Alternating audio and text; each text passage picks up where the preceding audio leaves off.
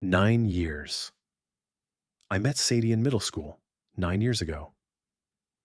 Back then, I didn't know what the word friend zone meant. I just knew that whenever she walked into a room, my entire attention seemed to follow her. She was the girl everyone liked. And somehow she liked me. At least that's what I thought. We became friends almost immediately. We sat together at lunch, worked on homework together, traded stupid jokes during class, and stayed up way too late texting each other. Somewhere along the way, I fell in love with her. I never actually told her. I didn't need to, or at least I thought she knew. Every time Sadie had another boyfriend, I told myself it was temporary. Eventually, she'll realize. That became my excuse every time.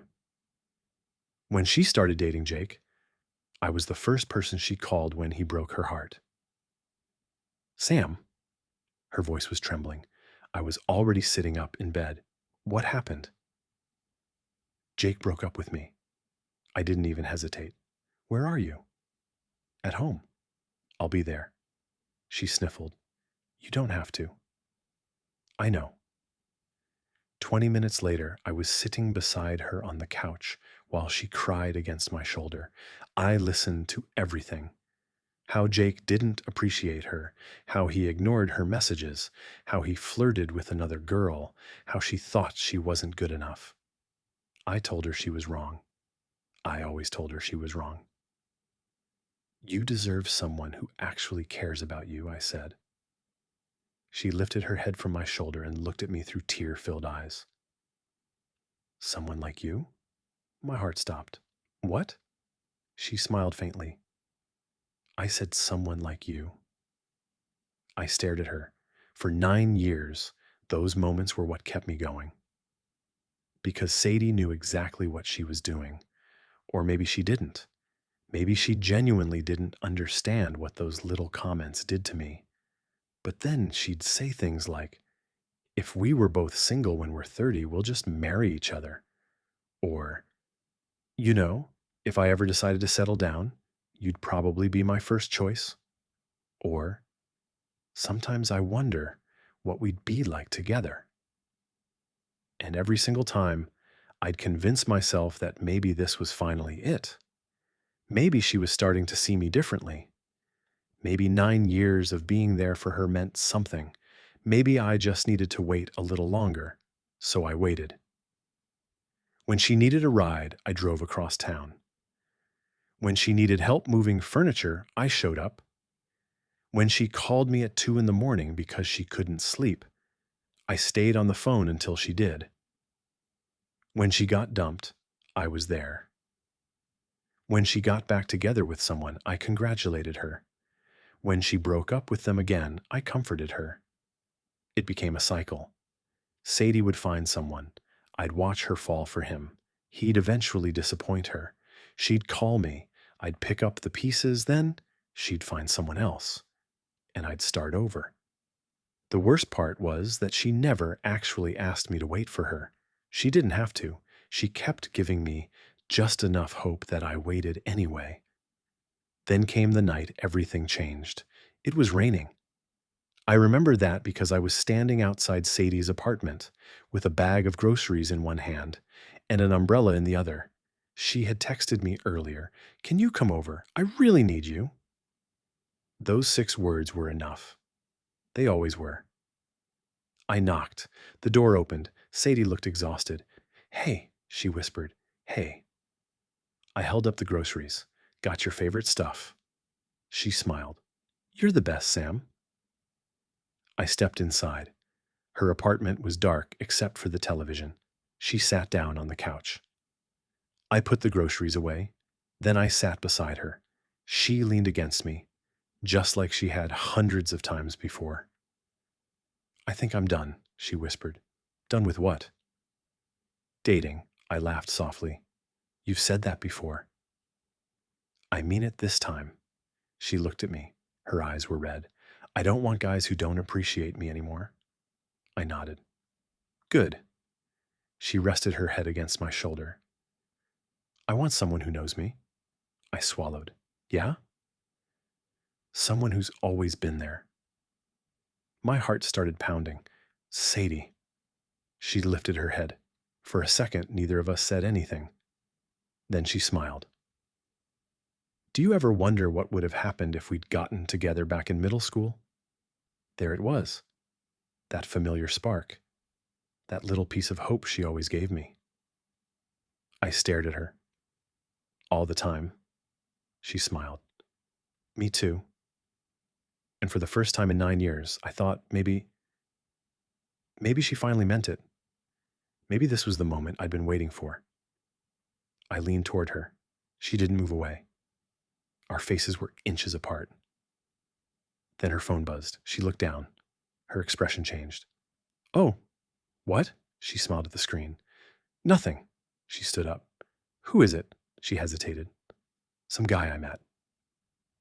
I felt something inside me collapse. Oh. He asked me out. I forced a smile. That's good. She looked at me. You don't sound happy. I'm happy for you. She walked over and hugged me. You're such a good friend. Friend. 9 years. 9 years of being the person she called when everyone else left. 9 years of pretending I didn't mind. 9 years of waiting for a chance that she never actually promised me. And suddenly I realized something. She hadn't been leading me toward a relationship. She'd been keeping me close enough that I wouldn't leave, because she knew I'd always be there. And I had made it easy. I had taught her that no matter how many times she chose someone else, I'd still answer the phone, still show up, still listen, still love her. I looked at her as she smiled down at her phone. And for the first time, I didn't wonder whether she would ever choose me. I wondered why I'd spent 9 years waiting for someone who already had. She had chosen me. Just not in the way I wanted. She had chosen me as her safety net, and I had mistaken that for love. The end didn't come with an argument. There was no dramatic breakup. No screaming, no tears. It happened on an ordinary Friday night. And somehow, that made it hurt even more. A bunch of us were hanging out at a friend's house, nothing special, just pizza, drinks, music playing in the background, and everyone talking over each other. Sadie was sitting across from me. She'd been talking about some guy she'd gone on a date with the previous weekend. Apparently, he'd ghosted her afterward. Again. Everyone groaned. Why do you keep dating these guys? Someone asked. Sadie shrugged. I don't know. I guess I just have terrible luck. Then she looked at me. I smiled faintly. She smiled back. You know what? She said. At least I have Sam. Everyone laughed. I chuckled too. At first. Then Sadie continued. Seriously, Sam is like my personal emergency service. What do you mean? Someone asked. She laughed. I mean, I can call him at literally any hour and he'll come running. The room erupted in laughter. I felt my smile disappear. Sadie didn't notice, or maybe she did. He's my reliable little lapdog. More laughter. Someone slapped the table. That's brutal. Sadie grinned.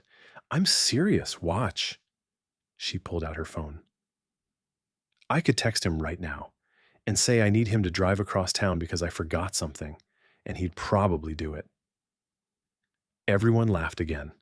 I stared at her. She was smiling, proudly. Like it was some cute little joke between friends. Then she looked at me. You know I'm kidding, right? I didn't answer. She tilted her head. Sam? I finally laughed. It was quiet. Yeah. But something inside me had gone completely silent. I looked around the room. These were people I'd known for years. Some of them knew exactly how I felt about Sadie. Some of them had even encouraged me. And now they were laughing at me. Maybe they weren't trying to hurt me. Maybe to them it really was just a joke. But I couldn't laugh anymore because suddenly I could see everything. Every late night phone call, Every canceled plan, every time I'd driven across town, every breakup, every time she'd cried on my shoulder, every time she'd dropped a little hint about us possibly being together someday, every time I'd convinced myself that if I just stayed patient, she'd eventually realize what I meant to her. 9 years. 9 entire years. I had spent 9 years hoping. And for what? I looked at Sadie. She was still smiling, still completely unaware that something inside me had finally snapped. Then it hit me, not like anger, not like heartbreak, like clarity, an epiphany. She wasn't confused about how she felt about me. She wasn't secretly waiting for the right moment. She wasn't afraid of ruining our friendship. She simply didn't want me. And that wasn't her fault. She didn't owe me a relationship. She didn't owe me attraction. She didn't owe me anything. But I didn't owe her 9 more years of my life either. I suddenly realized that I'd been blaming myself for not being good enough for her. But maybe that had never been the problem. Maybe I had simply been trying to win a game that Sadie had never agreed to play.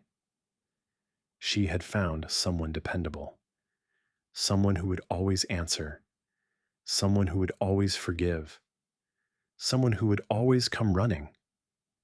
And I'd mistaken being needed for being loved. That was my mistake. I stood up. "Where are you going?" Sadie asked. "Home." She frowned. "Already?" "Yeah, but you just got here." "I know." She looked confused. "Are you okay?" I stared at her. For 9 years, I would have lied. Tonight, I didn't. "Actually," she nodded. "No." Her smile disappeared. "What happened?" I looked around the room. Everyone had gone quiet. "I just realized something." "What?" "I've wasted 9 years." Sadie blinked. "What are you talking about?" I shook my head. "Nothing." "No, Sam, what do you mean?" I looked directly at her. "I spent 9 years waiting for someone who was never going to choose me." Her face went pale. "Sam, it's okay." "No, it's not." "It is." I grabbed my jacket. She stood up. "Wait." I stopped. She looked genuinely confused now. "I never meant—" "I know." "Then why are you acting like this?" "Because I finally understand." "Understand what?" I took a breath. "That I'm your friend." She stared at me. "Of course you are." "Just your friend." She hesitated. "Sam, no, it's okay. I'm not angry." And strangely enough, I wasn't. I was sad, embarrassed, heartbroken. But underneath all of that was something I'd never felt before: relief. I kept thinking that if I was good enough, patient enough, dependable enough, eventually you'd look at me differently. Her eyes filled with tears. But I was wrong. She opened her mouth. Nothing came out. "I don't hate you, Sadie." I smiled sadly. "I don't even blame you. I opened the door." "But I can't keep doing this to myself." "Sam, please." I looked back at her. For a second, I saw the girl I'd loved since middle school. Then I saw something else, the person who had called me her lapdog. And I realized that loving someone didn't mean I had to keep volunteering to be hurt by them. "Goodbye, Sadie." I walked out. She didn't follow me.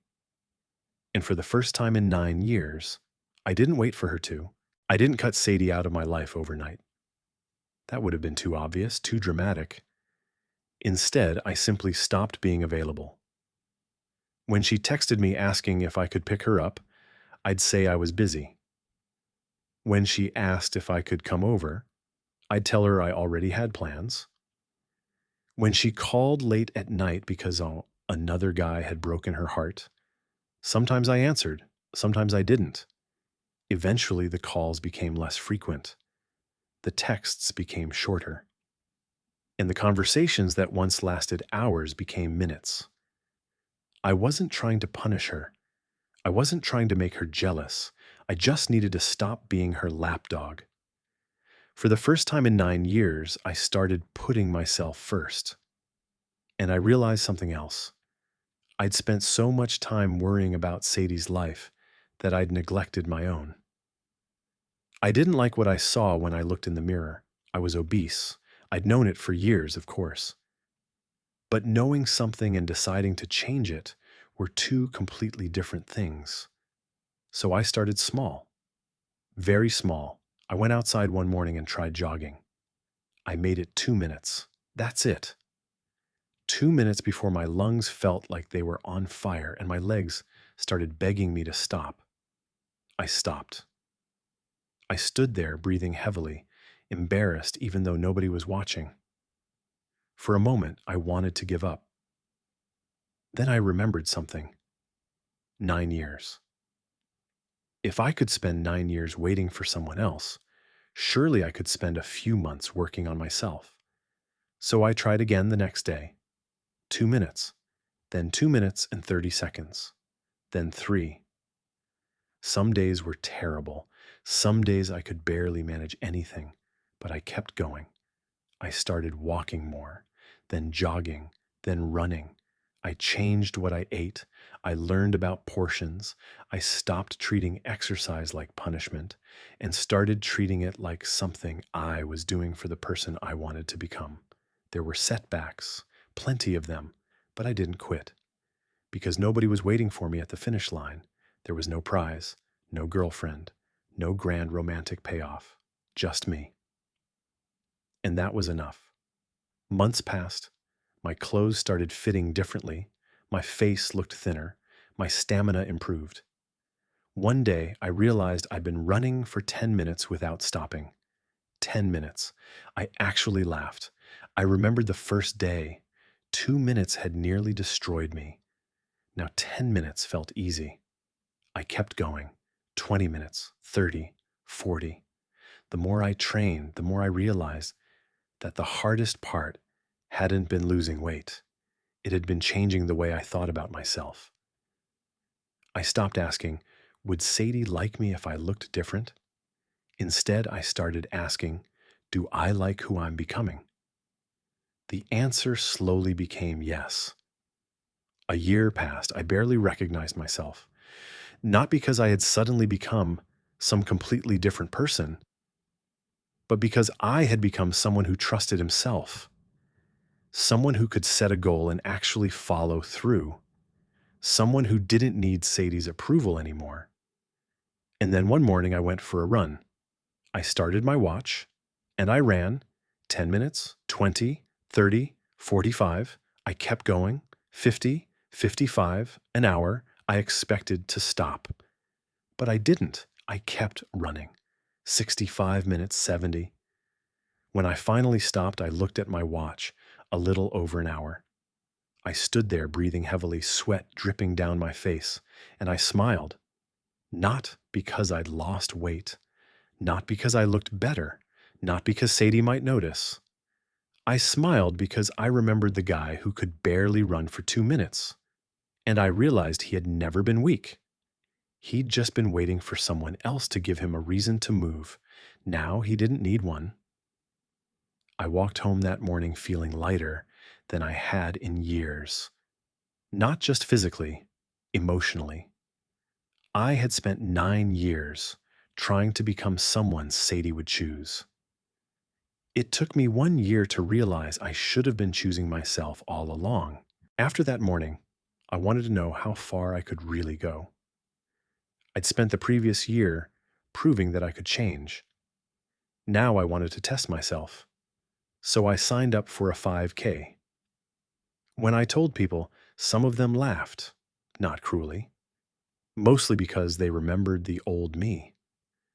The guy who used to get winded walking up a flight of stairs. The guy who couldn't run for more than 2 minutes without stopping. But I didn't care. I wasn't trying to impress anyone. I just wanted to see what I was capable of. Race day came sooner than I expected. I stood at the starting line, surrounded by hundreds of runners. For a moment, I felt nervous. Then the starting horn sounded. I ran. The first mile felt easy. The second was harder. By the third, my legs were burning. My lungs were working overtime. Every part of my body was telling me to slow down, but I kept moving. Then I saw the finish line. I crossed it. My time wasn't spectacular. I wasn't anywhere near the fastest runner, but I didn't care. I had finished. A year earlier, I couldn't run for 2 minutes. Now I had completed a 5K. I stood there afterward, exhausted and grinning like an idiot. I took a picture of my race bib. Then I did something I hadn't done in a long time. I posted it without wondering what Sadie would think.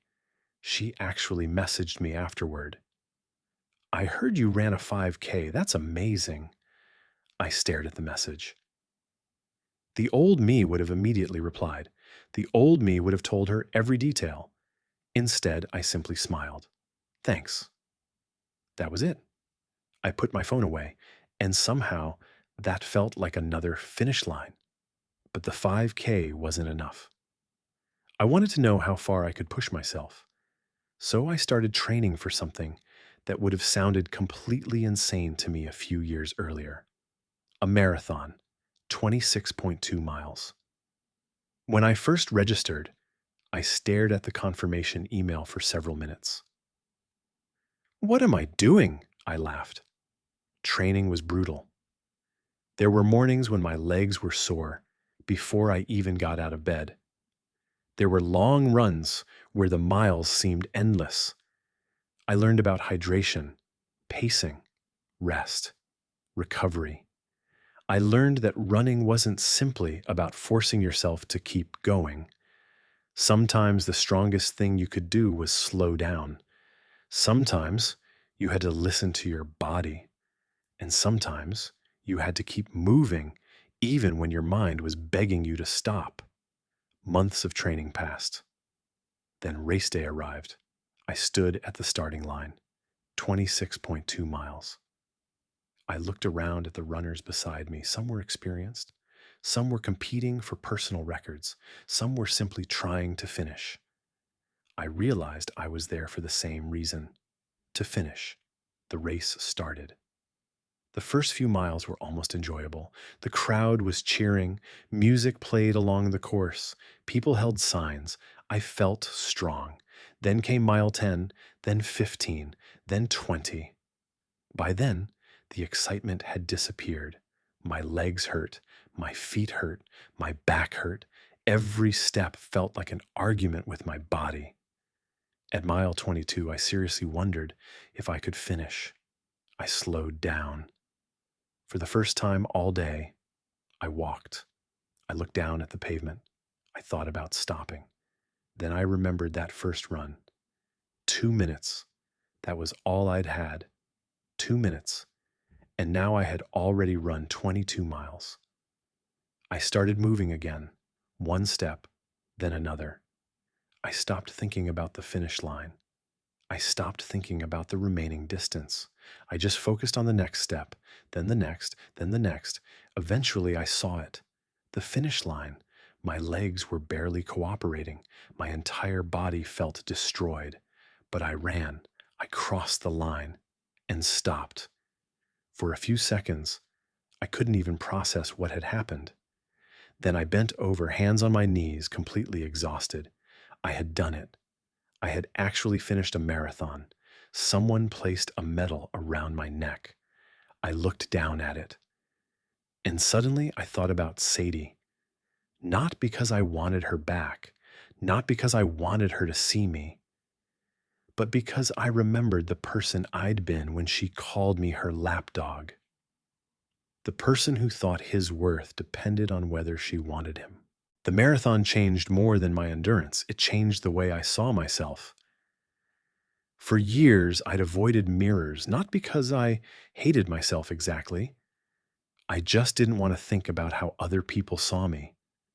But now, whenever I caught my reflection, I actually stopped for a second. Is that really me? My face had changed. My body had changed. But the biggest difference was in my posture. I stood straighter. I carried myself differently. I didn't instinctively try to make myself smaller whenever I walked into a room. For the first time in my life, I actually liked what I saw. That gave me a strange idea. I should try modeling. At first, I laughed at myself.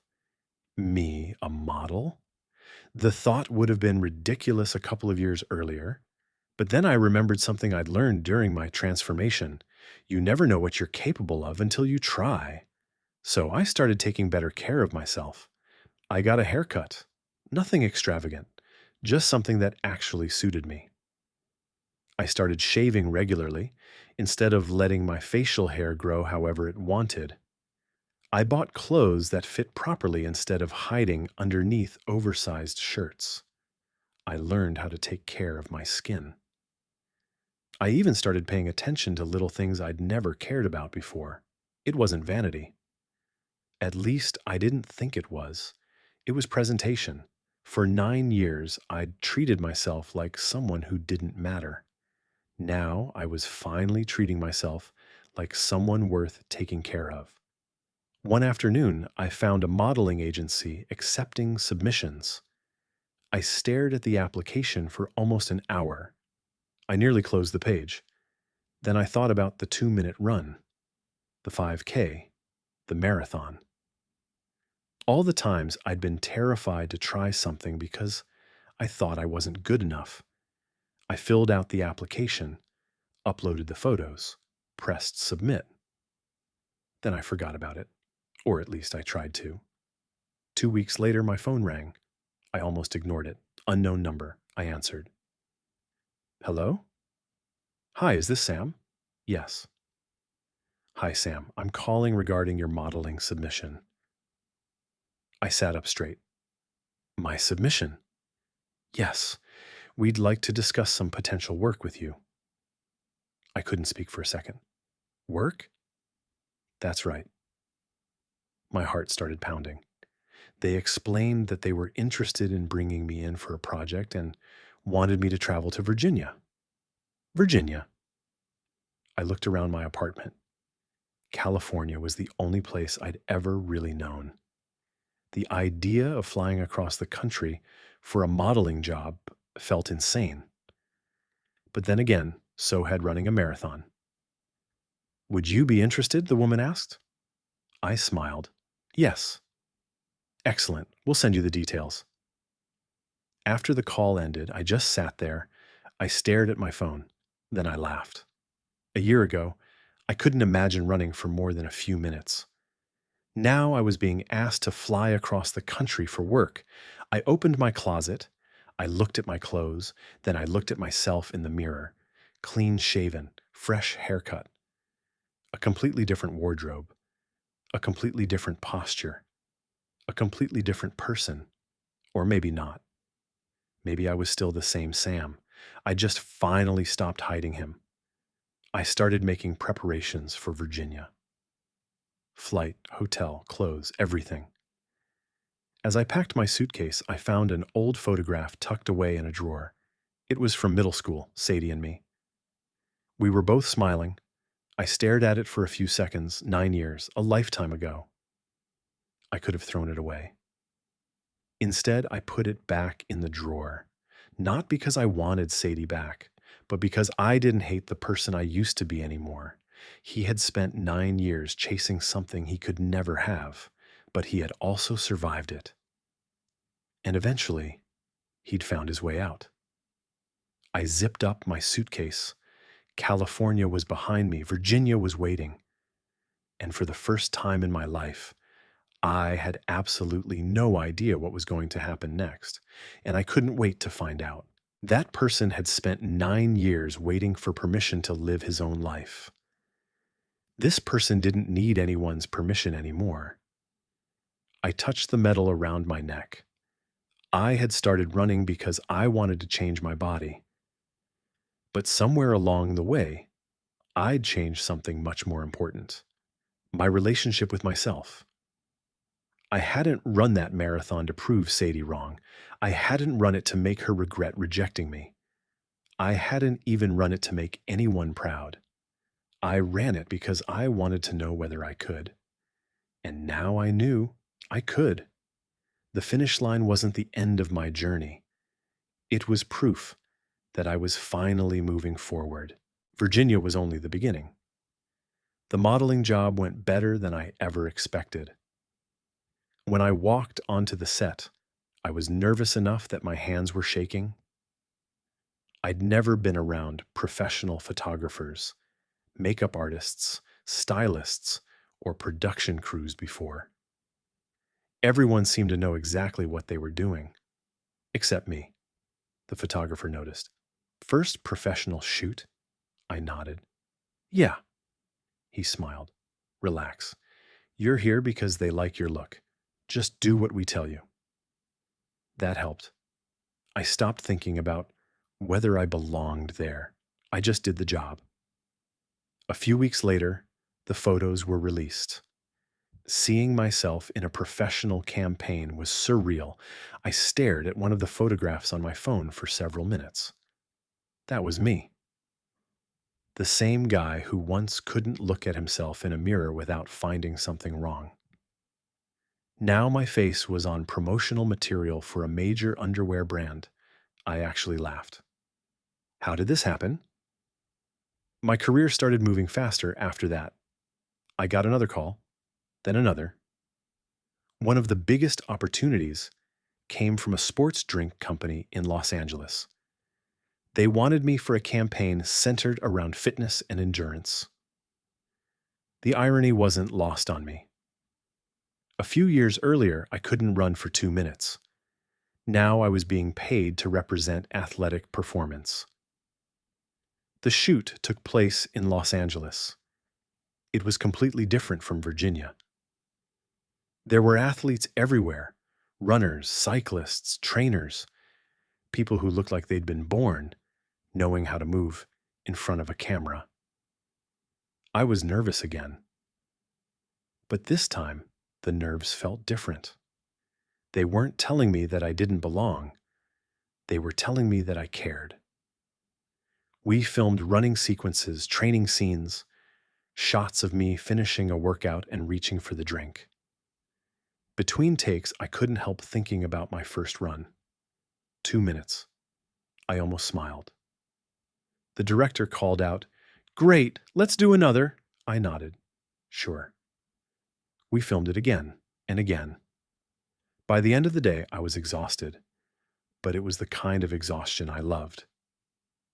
On the drive home, I thought about how strange my life had become.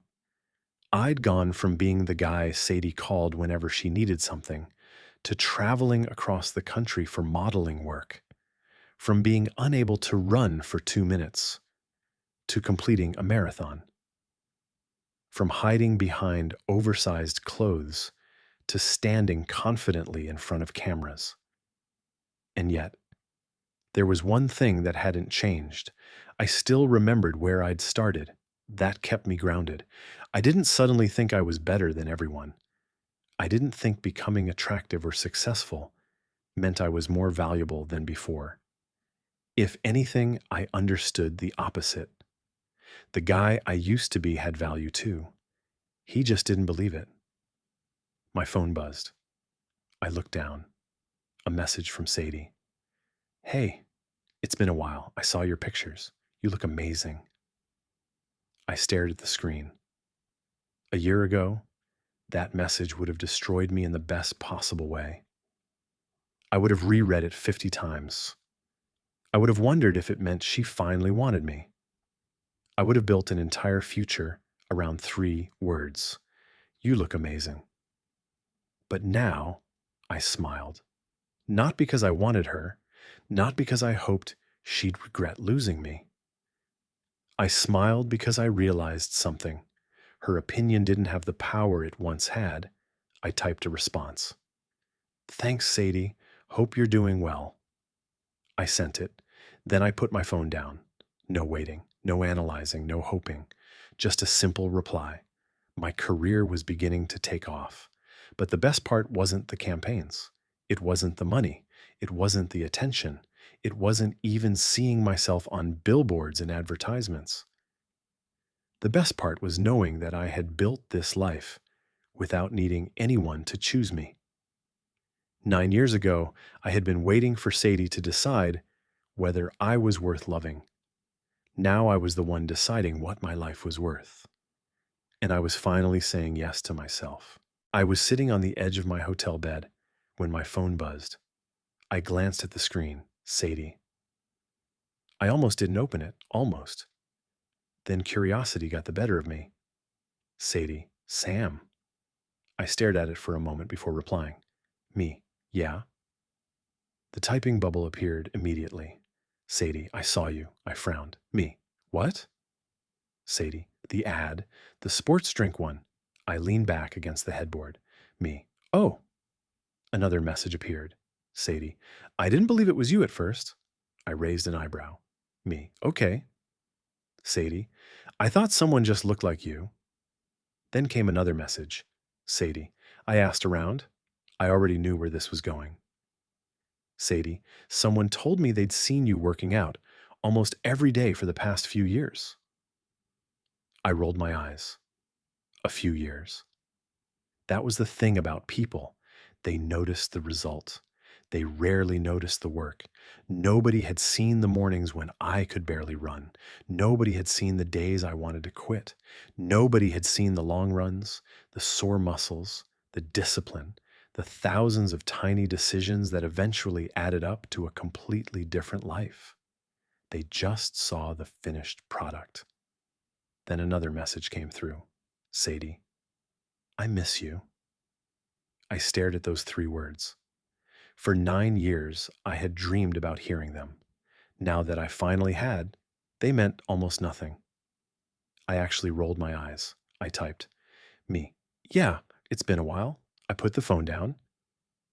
A few seconds later, it buzzed again. Sadie. That's it? I smiled faintly. Me. What do you want me to say? She didn't answer immediately. Then, Sadie. I don't know. I could almost picture her sitting somewhere staring at her phone. Then another message. Sadie, I really do miss you, Sam. I sighed. There had been a time when those words would have made my heart explode. Now they felt like someone trying to reopen a door I'd spent years closing. I typed, Me. I appreciate that. She responded almost immediately. Sadie, that's all? Me. I'm not sure what you want from me. There was a long pause, then, Sadie, maybe we could go out sometime. I stared at the message. Sadie, when you get back to California? For a moment, I didn't respond. I thought about middle school, about sitting beside her at lunch, about being the person she called after every bad date, about driving across town because she needed something, about the night she called me her lapdog, about the 9 years I'd spent hoping. Then I thought about the person sitting on this hotel bed. He had traveled across the country for a modeling job. He had completed a marathon. He had built a life. He had learned how to be alone without feeling lonely. I looked at Sadie's message again. Go out with me. The irony was almost funny. She'd spent 9 years keeping me close without choosing me. Now that I'd finally walked away, she wanted to see if I'd come running back. And for the first time, I didn't feel the urge to run. I typed slowly. Me. Maybe, I sent it. Not yes, not no. Just maybe. I wasn't going to make a decision based on old feelings. If Sadie wanted to be part of my life again, she'd have to meet the person I'd become. Not the guy who waited around for her. Not the guy who dropped everything whenever she called. Not her reliable lapdog. That guy was gone. And if she wanted to know the new me, she was going to have to earn the opportunity. I stared at her message for a long time. Then I laughed. Not because it was funny, because I couldn't believe the timing. I called her. She answered almost immediately. Sam?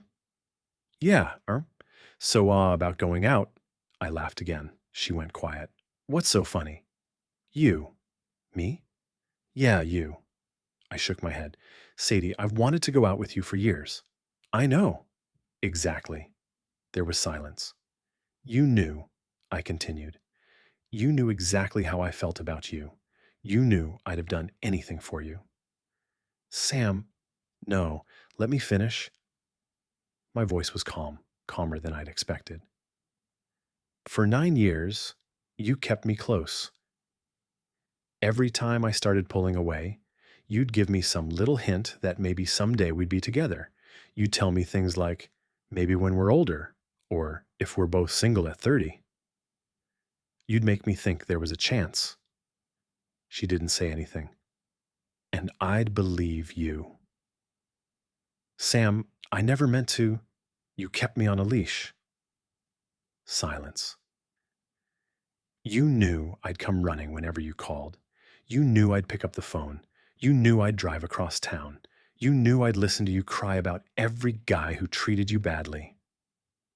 My voice tightened. And you let me. I cared about you. I know. Then why are you saying, because caring about me isn't the same thing as respecting me? That silenced her. I looked out the hotel window. The city lights reflected against the glass. You didn't want me. That's fine. You never owed me a relationship, but you knew I wanted one. And instead of letting me move on, you kept feeding me just enough hope to keep me attached. She was quiet. Then she whispered, I'm sorry. I closed my eyes. I wish I'd heard that 9 years ago. Sam, and now you're interested. I am interested in you. I laughed bitterly. Now. That's not fair. Maybe it isn't. I paused. But what changed, Sadie? She didn't answer. Was it the ads? Silence. The weight loss? Nothing. The modeling? Still nothing. Because suddenly I'm doing something with my life? That's not why, I interrupted her. Then why now? She couldn't answer. And that answer told me everything. I took a breath. Do you remember the first time I asked you out? She was silent. I do. My voice became quieter. You looked me straight in the face and said, I paused, I'd rather die the most horrible death 1,000,000 times than to go out with a loser like you. She inhaled sharply. I didn't mean, you said it. I was younger. So was I. I swallowed, but I never forgot it. For a moment, neither of us spoke. I spent years trying to prove I wasn't that person. I looked down at my hands, and eventually I realized something. What? I never needed to prove anything to you. Her voice cracked. Sam, please. I'm not angry anymore. Then come home and let me explain. I shook my head. I don't need an explanation. Please. I hope you find someone who makes you happy, Sadie. She started crying. I could hear it through the phone. And somehow, that didn't make me feel victorious. It just made me tired. I really did love you, I said. I know. But I'm not going back. There was a long silence. Then I said the words I'd been too afraid to say for 9 years. Goodbye, Sadie. I ended the call. I stared at my phone. For a few seconds, I expected to feel guilty. I didn't. I felt sad, but underneath the sadness was peace. 9 years ago, I would have done anything to hear Sadie ask me out. Tonight, she finally did. And I realized I didn't want it anymore. I set my phone on the nightstand. Then I looked out at the city. Tomorrow, I had another shoot, another job, another opportunity. My life was moving forward. And for the first time, I was moving with it. A few days later, I was heading into the studio for another shoot when one of the guys from production stopped me. Sam. I turned around. Yeah? He looked at me strangely. Someone was looking for you. My stomach dropped. Who? He shrugged. Some woman. I froze. What kind of woman? He thought for a moment. Honestly? He lowered his voice. She looked kind of Crazed? My heart started pounding. What did she say? She asked if Sam was here. I stared at him. What did you tell her? He gave me an apologetic smile. I told her you didn't work here. I released a breath so long it almost made me dizzy. Thank you. No problem. I stood there for a moment trying to calm myself down. Did she give you her name? No. Did she say why she was looking for me? Nope. I nodded slowly. Okay. He walked away. I remained where I was. My mind immediately went to Sadie. Then I shook my head. No, it couldn't be, could it? I'd known Sadie for 9 years. She could be emotional. She could be impulsive. But this? No. I couldn't imagine her showing up somewhere like this. Still, there was a possibility. She knew I worked in Los Angeles. She knew I'd be traveling for modeling. She knew more about my life than most people did. But she didn't know where I was staying. At least, I didn't think she did. I pulled out my phone. No messages, no missed calls, nothing. I stared at the screen for several seconds. Then I put it away. I wasn't going to let myself spiral. Maybe it wasn't her. Maybe it was someone else entirely. A fan, someone who'd seen the campaign, someone who had gotten my name from the agency. There were 1,000 possibilities, and yet one thought kept coming back. What if it was Sadie? I walked into the studio. The lights were already being set up. People were moving equipment around. The photographer waved at me. Sam, you're up in 10. I nodded. Got it? I headed toward the changing area. As I walked, I caught my reflection in a mirror.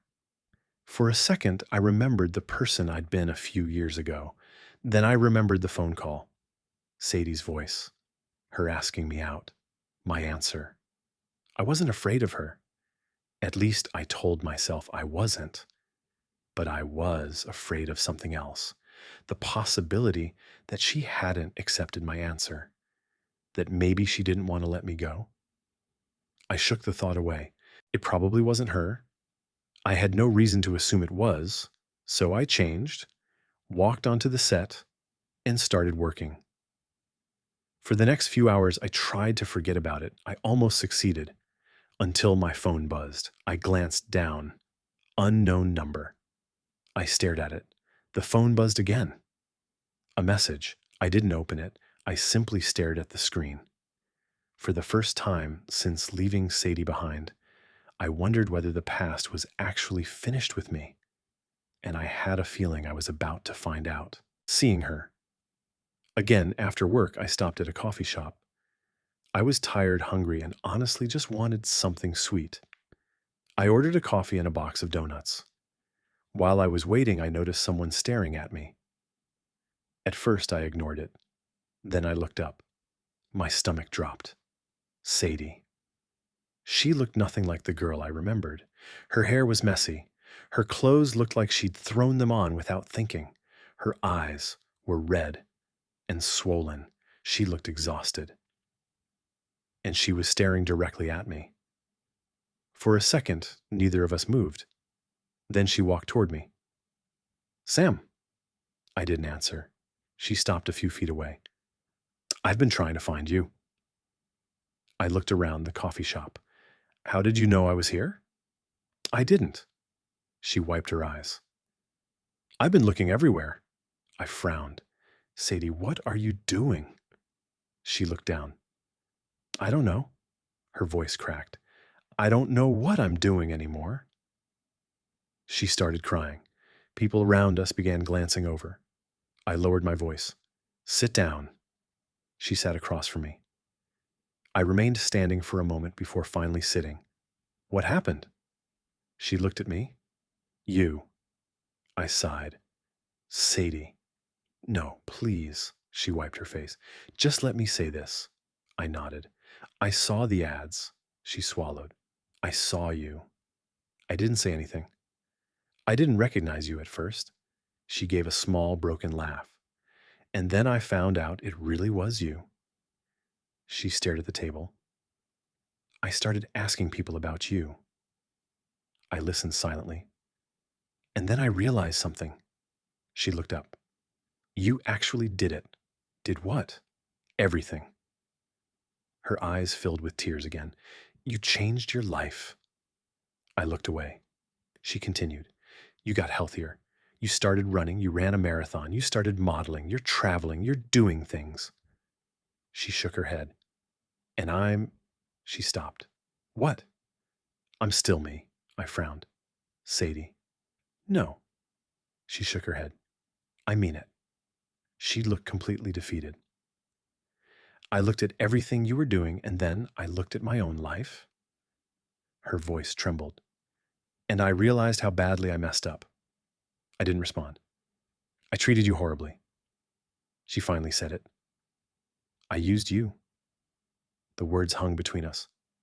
I knew you loved me. She looked down. And I used that. I took a slow breath. I knew you'd always be there. She wiped another tear away. I knew you'd forgive me. She looked directly into my eyes. And I kept you on that leash because I like knowing someone would always choose me. I said nothing. I gave you hope when I shouldn't have. Her voice became quieter. I said things I didn't mean. She swallowed. And I made fun of you. I looked down at my coffee. I remember. I know. She started crying again. I'm sorry. I didn't immediately answer. For years, I'd imagined this moment. I'd imagined Sadie realizing what she'd lost. I'd imagined her apologizing. I'd imagined myself finally getting the satisfaction of telling her how much she'd hurt me. But sitting across from her now, it didn't feel satisfying. It just felt sad. I regret it, she whispered. I regret every bit of it. I finally looked at her. I believe you. She looked surprised. You do? Yeah. Then she hesitated. Can we fix this? I didn't answer. She reached across the table. I gently moved my hand away. Her expression fell.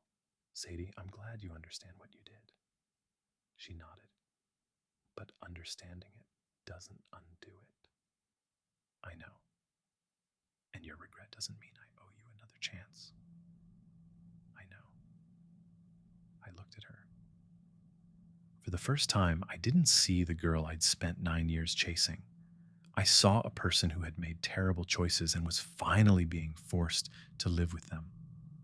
I felt sorry for her, but I didn't feel responsible for saving her. I hope you become happy, I said. She started crying again. But I can't be the person who makes that happen. She nodded slowly. I stood up. She looked at me. Sam, I paused. Yes? I'm really sorry. I looked at her for a long moment. I know. Then I picked up my box of donuts and walked out of the coffee shop. This time I didn't look back, not because I hated her, not because I wanted her to suffer, but because I'd finally learned the difference between forgiveness and going back. I could forgive Sadie. I could understand why she regretted what she'd done. I could even feel sorry for her, but I couldn't give her the 9 years she'd taken from me. Those were gone. The only thing I could do with the years I had left was live them. I should have walked away. I know that now. I should have simply left the coffee shop, gone back to my hotel, and let the past stay where it belonged. But as I watched Sadie sitting there, crying, something darker crossed my mind. For 9 years, she'd known exactly how to keep me emotionally attached. Maybe I wanted her to understand what that felt like. I sat back down. She looked at me, hopefully. Sam, I sighed. You know, there's something I've been thinking about. What? I looked her directly in the eyes. I don't think I could ever date you. Her face fell. Why? I shrugged. I see you more like a sister. The reaction was immediate. Her expression changed from sadness to disbelief. What? I don't want to ruin our friendship. She stared at me. Then she slammed her hand against the table. Are you serious? People nearby turned toward us. You're doing it again. I raised an eyebrow. Doing what? The friend zone, I almost laughed. Friend zone? Yes. Her voice cracked with anger. You're pulling the exact same thing I did to you. I leaned back. How do you know that? She stopped. What? How do you know I'm actually doing that? She stared at me. You just said you see me as your sister. I did. And you said you don't want to ruin our friendship. Correct. That's exactly what I used to say. I smiled faintly. Interesting. She narrowed her eyes. Sam, how do you know I'm not testing the waters? She went silent. What? I didn't exactly get into another relationship after I walked away. She stared at me. I've been busy. With modeling. With life. I paused. I didn't spend the last few years jumping from relationship to relationship. She didn't know what to say. I leaned forward slightly. Maybe I genuinely see you as a sister. Her expression hardened. Or maybe, I paused, I'm trying to figure out whether I can trust you. Her anger disappeared. She looked confused. You don't trust me? Not the way I used to. She looked down. I don't know what you want from me. That's the point, I smiled. For 9 years, you knew exactly what I wanted. She swallowed. Now you don't. I could see the realization slowly hitting her. She had spent years knowing she had the power. Now she didn't. And I wasn't sure whether I liked that feeling. Maybe that was the sinister part. Not that I wanted to hurt her, but that, for the first time, I understood exactly how easy it would be to make her wonder, to make her question, to make her wait, the same way I had. She looked at me. So what am I supposed to do? I stood up. I don't know. I picked up my coffee. Figure it out. She stared at me. I started walking towards the door. Sam! I stopped. She looked at me with tears in her eyes. Are you doing this to get revenge? I turned around. For a second, I didn't have an answer. Then I said, maybe. And I walked out. For the first time in 9 years, Sadie was the one left wondering. Coming home. Eventually, the work dried up. The calls became less frequent. The shoot slowed down. And after months of traveling, I finally went home to California. I expected things to feel familiar. They didn't. The streets were the same. The neighborhood was the same. But I wasn't. I stopped by an old friend's place one afternoon, and the reaction was almost comical. He opened the door, looked at me, and froze. Can I help you? I laughed. It's me. He stared. No way. Yeah. Sam? I nodded. He stepped outside and looked me up and down. Dude. He shook his head. I would have walked right past you. I smiled. You're not the first person to say that. Word started spreading. Old friends I'd known for years would do double takes when they saw me. Some barely recognized me.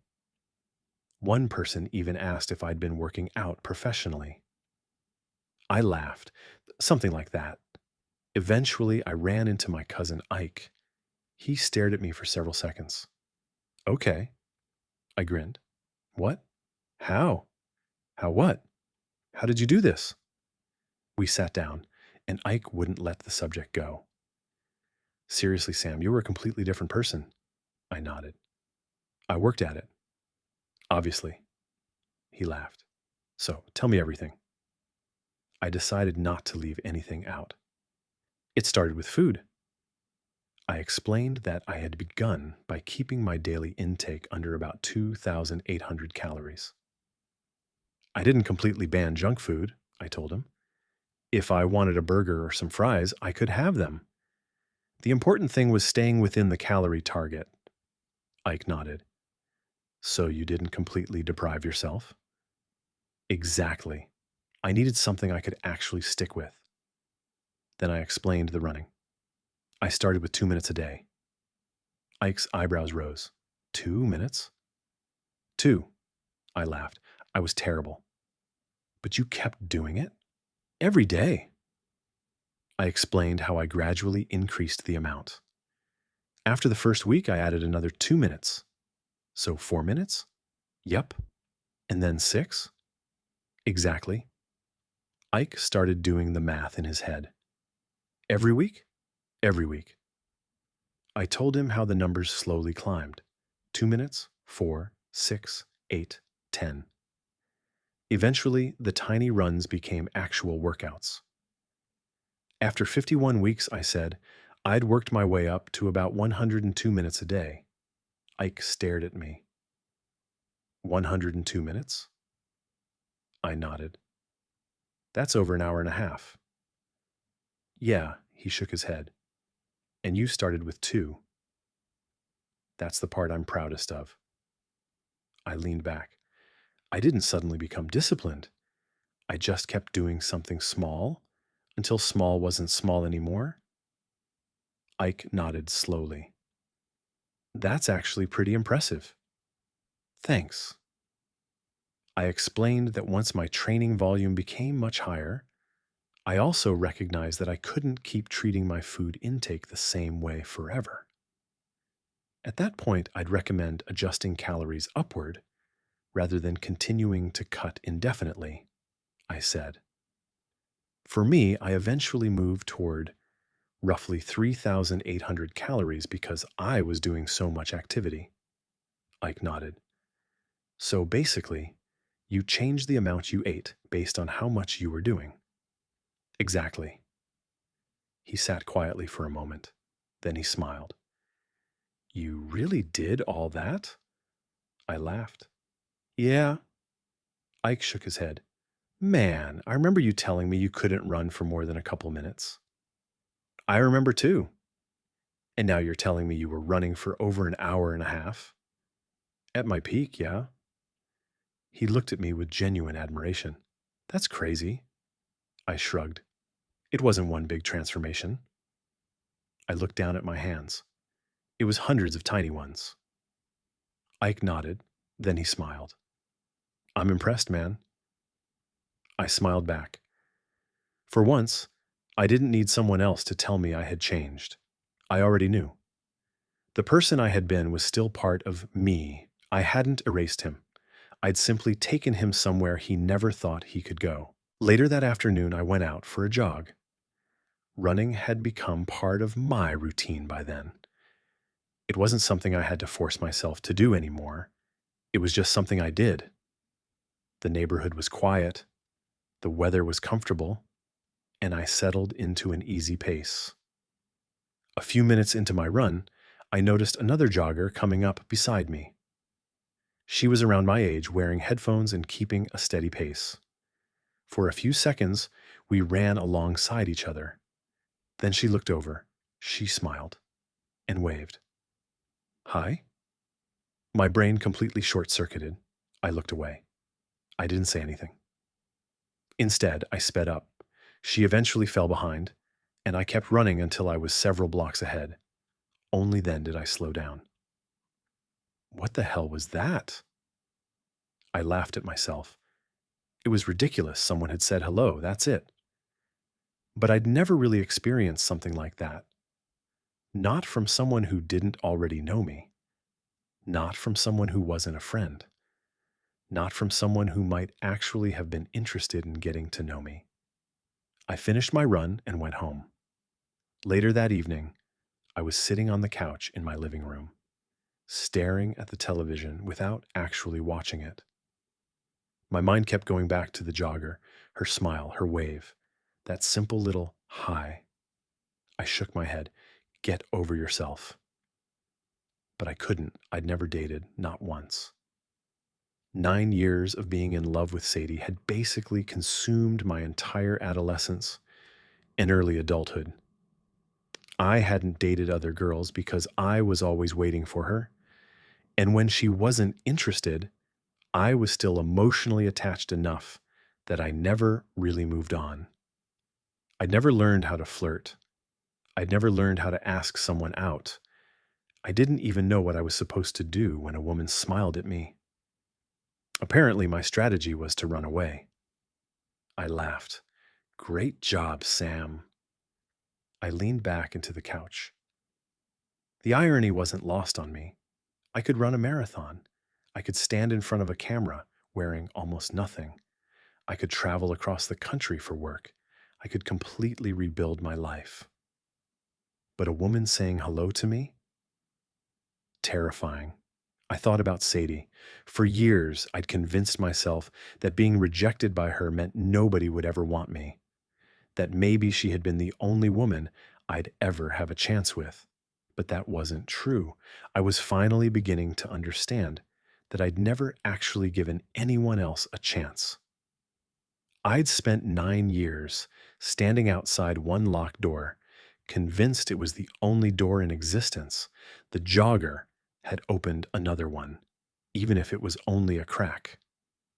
I smiled. Maybe tomorrow I'd see her again. Maybe I wouldn't. Either way, I knew what I needed to do. Next time someone smiled and said hello, I wasn't going to run away. I just had to figure out how to say hello back. The library. A few days later, I was at the library. I'd started going there more often since coming home. It was quiet. Nobody expected anything from me. I could sit in a corner with a book and disappear for a few hours. I was halfway through a chapter when I noticed someone walking toward me. I recognized her immediately, the jogger. She stopped beside my table. Hey, I looked up. It was the same smile, the same woman. Hi? This time I actually said it back. She smiled. I've seen you running around here before. I nodded. Yeah. She held up the book she was carrying. Have you read this? I looked at the cover, a horror novel. I'd read it before, twice actually. I knew the story, I knew the ending, I knew which parts were supposed to scare you, but something inside me tightened. I didn't know her. She didn't know me. And I couldn't stop thinking about Sadie, how easily I'd trusted someone, how easily she'd learned exactly what I felt, how she'd kept me attached for years. I looked at the book again. Uh, I lied. No, haven't read it. She nodded. Oh, she looked around. Mind if I sit? I hesitated. Sure. She sat across from me. I looked down at my own book. Part of me hoped she'd get bored and leave. Maybe she'd realize I wasn't interested. Maybe she'd stop talking to me because I didn't know what she wanted. Maybe she was genuinely being friendly. Maybe she wanted to get to know me. Or maybe there was some other reason. Maybe she saw the advertisements. Maybe she knew who I was now. Maybe she liked what she saw. And I couldn't shake the thought that I was about to repeat the same mistake. I had spent 9 years giving someone everything I had. I wasn't going to do that again. So, she said, what are you reading? I showed her the cover. She smiled. That's a good one. You've read it? No. I laughed. Then how do you know? She shrugged. I've heard about it. I smiled despite myself. She looked at me for a moment. You seem nervous. Nervous? Yeah. I looked away. I'm not good at this. At what? Talking to people. She laughed softly. I find that hard to believe. Why? She gestured toward me. You literally model for a living, right? I froze. She noticed. Oh, I looked at her. You know who I am. I recognized you. That made me uncomfortable. She quickly added, I don't mean in a weird way. I nodded. It's fine. But it wasn't entirely fine. My guard went up. She hadn't known me before. She knew the guy from the advertisements, the guy who had changed, the guy who looked confident. She didn't know the person who had spent years feeling unwanted. She didn't know how easily I could become attached. She didn't know how badly I'd been hurt. And maybe that was exactly what scared me. I closed my book. I'm probably going to head home. Her expression fell slightly. Oh, I stood up. She looked at me. Did I do something? No. Then why are you leaving? I didn't know how to answer because the truth sounded ridiculous. I'm afraid you're going to use me. I couldn't say that, so I simply shrugged. I've got stuff to do. She nodded. Okay. I started walking away, then I stopped. I looked back. She was still sitting there with the horror novel in her hands. She didn't look angry. She looked disappointed. For some reason, that bothered me. I walked back. What's your name? She smiled. I'm Emily, I nodded. Sam. I know, I laughed. Right, she smiled. See you around, Sam. I nodded. Maybe. I left the library. On the walk home, I couldn't stop thinking about her. Maybe I had been too harsh. Maybe she really was just being friendly. But after Sadie, I had learned something important. Trust wasn't something I could give away immediately anymore. It had to be earned. And if Emily wanted to get to know me, she was going to have to be patient, because I wasn't the same person who had walked into Sadie's life 9 years ago. I wasn't going to hand someone my heart just because they smiled at me. Janet. I was halfway out of the library when I heard her call after me. Sam? I turned around. She was standing there holding the horror novel against her chest. I should probably introduce myself properly. She smiled. I'm Janet, I nodded. Nice to meet you, Janet. She hesitated. Can I tell you something? Sure. She took a breath. I've actually seen you before. My stomach tightened. Before? Yeah. She pointed toward the doors. I've seen you running. I didn't know what to say. How long? She smiled. Pretty much since you started. I stared at her. You've been watching me run? Not in a creepy way. She laughed nervously. I live around here. I'd see you running past almost every day. I relaxed slightly. Okay. She looked down at her hands. There's something else. What? I used to be obese. I looked at her. She continued. Really obese. She smiled faintly. I hated exercising. I hated being seen. I hated pictures of myself. I listened. Then one day I saw you. Me, she nodded. You were jogging. I laughed. I could barely run for 2 minutes. I know, she smiled. You looked exhausted. Thanks, she laughed. I'm serious. She shook her head. But you kept going. I remembered those early mornings, the burning lungs, the aching legs, the feeling that 2 minutes was an impossible distance. I saw you every day, she continued. Rain, heat, cold. Didn't matter. I looked at her. You never seemed to miss a day. I tried not to. That's what inspired me. I didn't know what to say. She looked directly at me. I thought, if that guy can get out there every day when it's obviously difficult for him, what's my excuse? My chest tightened. So I started exercising. She smiled. At first, I could barely do anything. I nodded. I know that feeling. I started small. She laughed. Very small. She told me about her own journey, walking, short workouts, gradually increasing the intensity, learning how to eat differently, learning patience. And slowly, her body began changing. One day, I realized I wasn't the same person anymore. She looked down at herself. And it wasn't just my body. I nodded. I know. My confidence changed. She smiled. I stopped being afraid of mirrors. That sentence hit me harder than I expected. I knew exactly what she meant. She looked at me. And I wanted to thank you. I blinked. Thank me.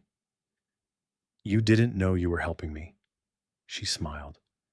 But you were. I felt something in my chest loosen. For the first time since we'd started talking, I didn't feel like she was looking at me because of the advertisements. She hadn't discovered me because of the modeling. She had noticed me before any of that. Before the marathon, before the campaigns, before the confidence. She had seen the guy struggling to run for 2 minutes, the guy nobody knew, the guy who hadn't even believed in himself yet. I looked down. I thought you only talked to me because of how I look now. Janet frowned. What? I've had someone do that before. She didn't ask for details. She just nodded. I understand. I took a breath. Sorry. Don't be. She smiled. You have reasons to be careful. That surprised me. Most people would have told me I was being paranoid. She didn't. She understood. I looked at her. So you weren't interested because of the modeling? She laughed. No. Good. Although, she smiled. You definitely clean up well. I laughed. Okay, fair enough. For the first time, I felt comfortable around her. Not completely. Trust wasn't something I could rebuild overnight. But there was something different about Janet. She didn't seem interested in the version of me everyone else had started noticing. She'd noticed the version of me nobody else cared about. The guy jogging down the street every morning. The guy struggling. The guy trying. And somehow, that meant more to me than any compliment I'd received since becoming a model.